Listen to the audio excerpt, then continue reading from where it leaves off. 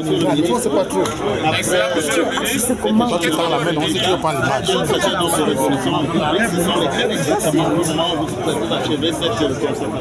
Bien, je voudrais pouvoir dire que le gouvernement se félicite de l'échange très fructueux que nous venons d'avoir cet après-midi, à la fois avec les mouvements syndicaux, les organisations syndicales et les associations de défense des droits des consommateurs pour discuter des problèmes de notre pays en camerounais, les yeux dans les yeux.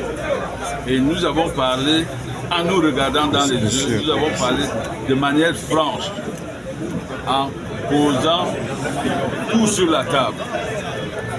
Il ressort de cette concertation, évidemment, que nous sommes victimes d'une conjoncture, d'un environnement international qui ne nous est pas favorable et qui impacte sur la vie de la nation, qui impacte sur la poursuite des activités économiques dans notre pays, la poursuite sereine des activités économiques et la vie des citoyens, qui impacte à travers la hausse continue des prix des hydrocarbures et par conséquent des produits pétroliers et qui les rend indisponibles, qui fait supporter à l'État des charges extrêmement importantes qui auraient pu être affectées à des tâches d'investissement, des investissements pour les infrastructures dont notre pays a besoin. Et ensemble, nous sommes arrivés à la conclusion qu'effectivement, il fallait alléger la charge. Je n'ai pas dit supprimer, mais qu'il fallait alléger la charge des subventions que l'État supporte au titre des produits pétroliers.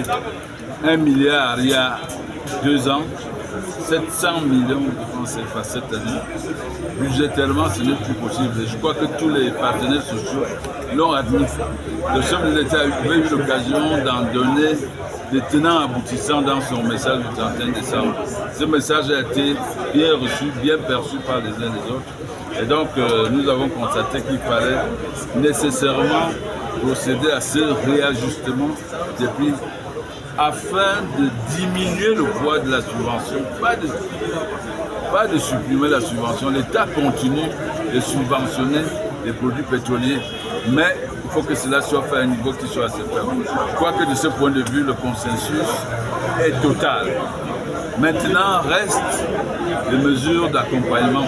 Elles sont de plusieurs ordres et cela demande que nous puissions nous asseoir autour de la table, en partenaire, de la même manière, et pouvoir ensemble dégager ces mesures d'accompagnement, évidemment en fonction de ce qui est possible.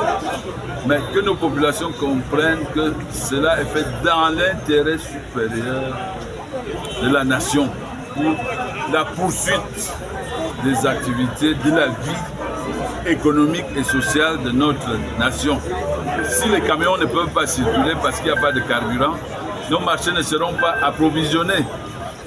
Si les taxis ne peuvent pas circuler parce qu'il n'y a pas de carburant, nos enfants ne pourront pas aller à l'école. Donc, nous allons compromettre l'avenir de notre pays. Nous allons compromettre l'avenir de nos enfants. C'est bien le sens qu'il faut donner à cette mesure de réajustement des carburants. Et je dis que c'est une mesure, je m'en félicite. C'est une mesure consensuelle. Exactement le taux de ces enfants. Bien, écoutez, nous sommes mis d'accord sur le principe.